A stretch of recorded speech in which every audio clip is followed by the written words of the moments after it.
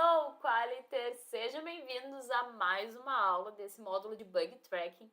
E hoje eu vou continuar mostrando alguns processos para vocês de como fazer um processo para a gente achar a causa raiz, para a gente achar a raiz do problema, para a gente metrificar esses defeitos que surgem durante o nosso ciclo de desenvolvimento, tá? Hoje eu vou mostrar para vocês o diagrama de Pareto, tá? O diagrama de Pareto, diferente daquele diagrama de causa raiz, que ele é feito uma análise qualitativa, né, que tu mostra de forma qualitativa, sem números, através de características, o que causou aquele efeito, né, o que causou aquele defeito. O diagrama de Pareto, por outro lado, ele traz os números daquela ocorrência, tá? Aqui eu já fiz um resuminho para vocês, né, que o diagrama de Pareto é uma técnica de qualidade usada para gerar métricas quantitativas do seu problema. E o que isso importa, tá? Muitas vezes se vocês já trabalham, vocês já se depararam com um defeito que ocorre várias e várias vezes, a cada deploy ocorre de novo. E ocorre similarmente em outras formas do sistema, mas o foco sempre é o mesmo. Então, para a gente metrificar e trazer isso para o time, mostrando através de números, né, aquela ocorrência, a gente utiliza o diagrama de Pareto para isso. Então, se você usa o diagrama da causa raiz, você faz uma análise qualitativa, né, tu mostra a qualidade através das causas que geram um efeito, e agregando o diagrama de Pareto, você vai trazer em números a quantidade de vezes que aquele defeito ocorre. Ou muitas vezes você não precisa trazer um defeito em específico, você pode trazer um ponto do sistema. Por exemplo, você tem um e-commerce e sempre na parte de checkout, né, na hora de finalizar o pagamento, um boleto não é gerado.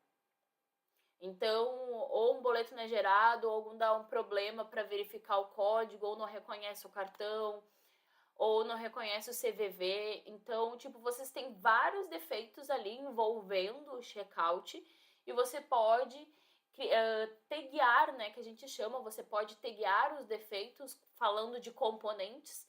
E aí vocês podem, através do diagrama de Pareto, dizer, olha só, esse componente de checkout exibe tantos defeitos a cada sprint, ou o componente de login tem tantos defeitos, ou daqui a pouco o back-end tem tantos defeitos, o front-end tem tantos defeitos, os nossos sistemas de integração, e aí nós falamos de cada sistema integrado, traz tantos defeitos, né? Então, é muito importante utilizar o diagrama de Pareto, principalmente com os sistemas integrados, porque muitas vezes a gente trabalha com frentes integradoras, né? O que são essas frentes integradoras?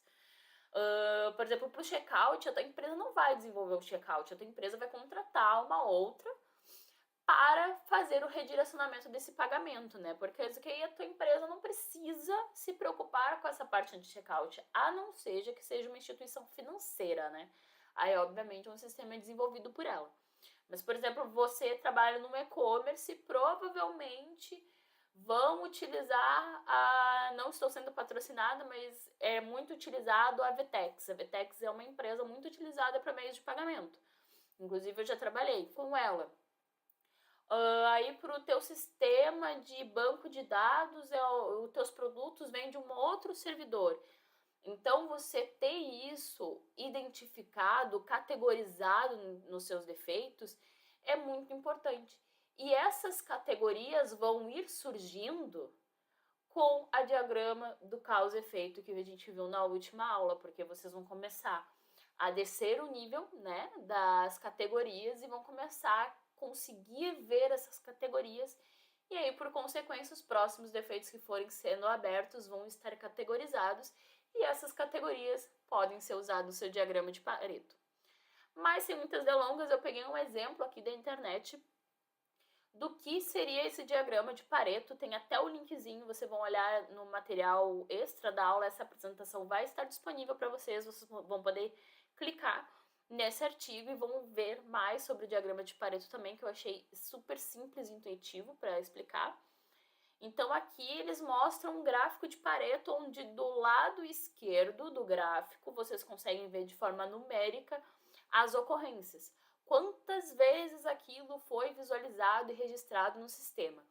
E do lado direito nós conseguimos ver a ocorrência no acumulado geral, né? Que aí nós falamos das porcentagens. Por que essa diferença de numérico, decimal e de porcentagem? Porque dependendo da quantidade de vezes que aquilo ocorre no sistema, dependendo do tamanho que é o teu sistema, às vezes é bom a gente olhar em questão de números ou questão de porcentagem, tá? Aí depende muito de como os supervisores do seu projeto gostam de analisar isso e dependendo do tamanho do seu projeto também. E aí, como vocês podem ver, tem cada coluna ali exemplifica uma parte do sistema que está sendo analisado o número de ocorrências, né? A gente tem ali a de dimensão erradas, né? Que foi feito peça com dimensão errada, peça com ranhuras, com defeito, defeito na trave de encaixe, né? Porque, que nem eu falei lá nas aulas de início, muito dos nossos processos trazidos para o desenvolvimento de software são originários da indústria. Então vocês vão se deparar muito com exemplos como esse de falando de peças, né? Provavelmente de peças automotivas, alguma coisa do gênero. E ali eles estão exemplificando através de números, mas do lado direito também é possível ver através de porcentagem sobre a quantidade de vezes que determinada ocorrência ocorreu em componentes diferentes, em categorias diferentes do processo de produção dessas peças, tá? E de diagrama de Pareto, gente, é isso.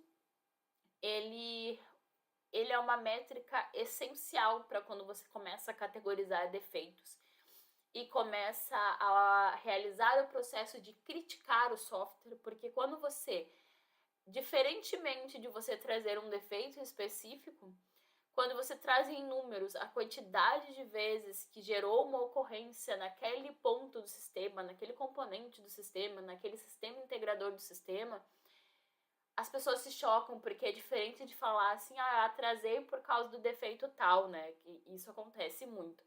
Quando você mostra em números quantos defeitos daquele componente, às vezes o teu dado se transforma numa tomada de decisão de trocar um framework, de trocar uma empresa terceira que está te fornecendo um serviço por uma outra, para diminuir esses valores, tá? Então, espero que vocês tenham gostado do diagrama de Pareto e nos vemos na próxima aula. Beijos!